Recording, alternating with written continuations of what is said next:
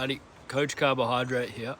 I just thought I'd do a video on carnivores and fruitarians and why so many of them are really dehydrated.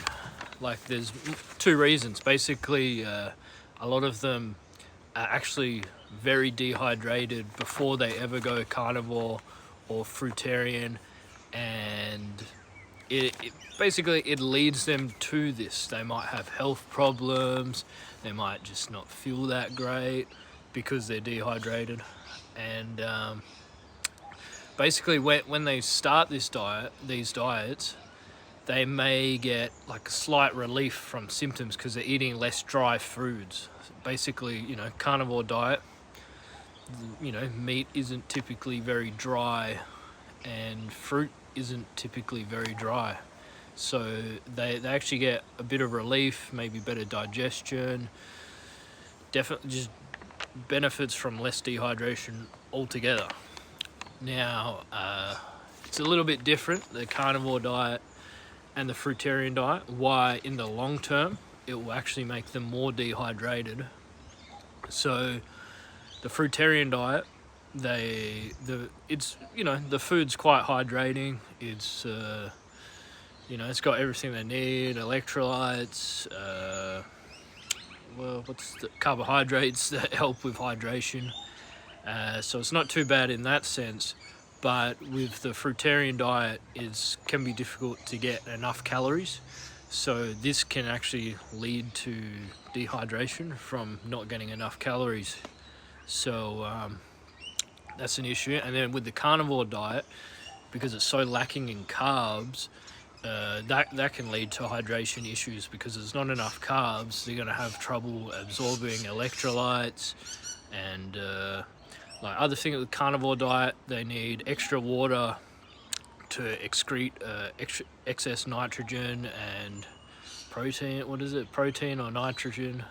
I don't know, those two. Urea, that's it. Not protein, urea and nitrogen. So they're going to run into serious issues long term, especially if they're not upping their water intake. And I would say on the carnivore diet as well that the water's just going to slosh around, with the meat. It's not going to. I think a lot of them go anti-water because just the meat's just sitting there rotting in their gut, and so you can feel it. When people eat meat, it just sits there for a lot longer than fruit or starch and stuff. So I'm sure it feels like it's like when people get so thirsty, they don't drink water before they eat on an empty stomach when you're supposed to, and then when they get thirsty, like when they start eating, they'll get really thirsty, and then they'll start to drink water with their meal, but then you're basically, drinking plain water, mixing it with a bunch of undigested food, so the meat would act as undigested food for quite a while when you're, drinking all that water. So a lot of them, I think that might be why they also tend to shy away. But also, like, a big reason why so many fruitarians and carnivores just dehydrated is because they were dehydrated before. They still don't learn how to drink enough water. They change their diet trying to fix stuff, which it's good they're trying things, but they don't they don't fix the water. So same issue. And I think because the dehydration may lead to more dehydration long term, and they're already dehydrated, it can be like a cycle, a loop, where they're constantly getting more dehydrated.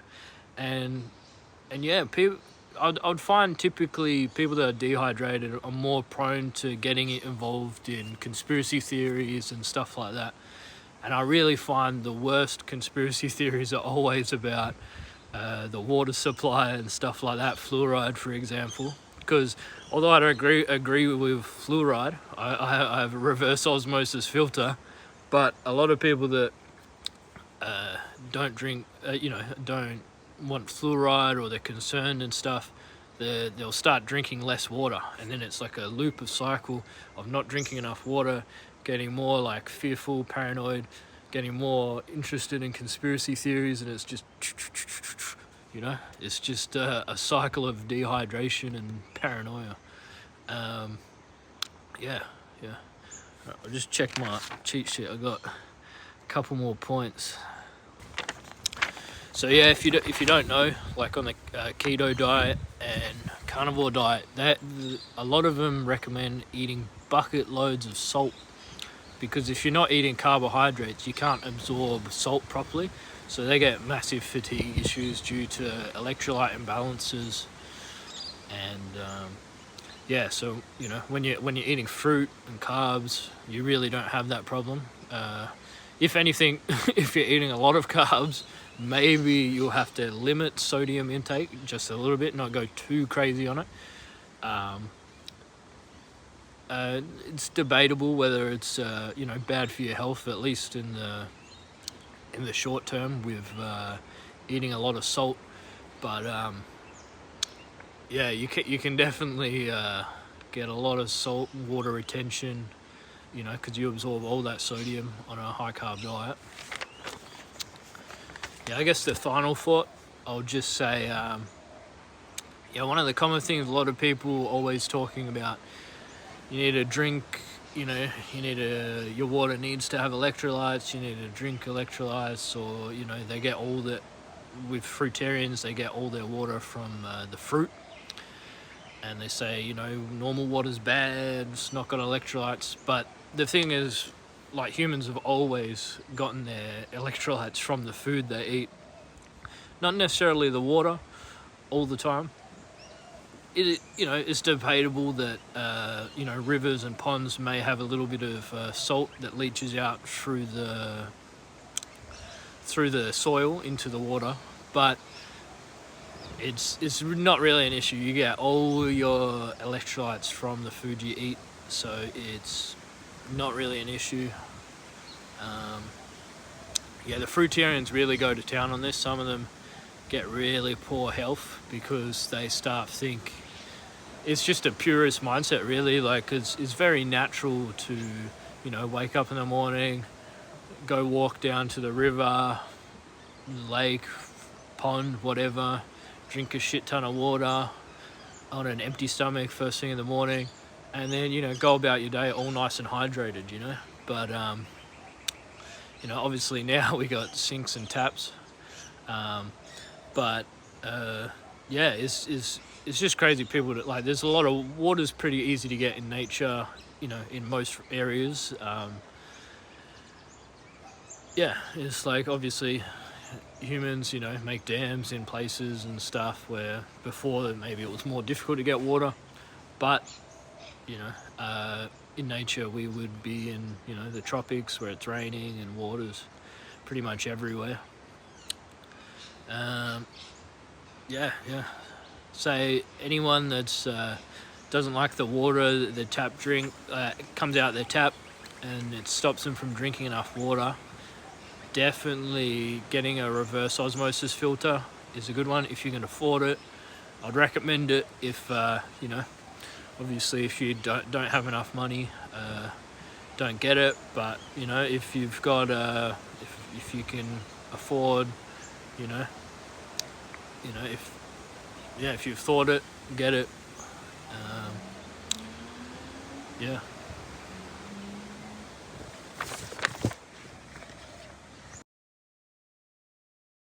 Why were you dehydrated? Why are you dehydrated? Why are you dehydrated? Because no, sir. I'll tell you why! Because you're not filtering the goddamn water!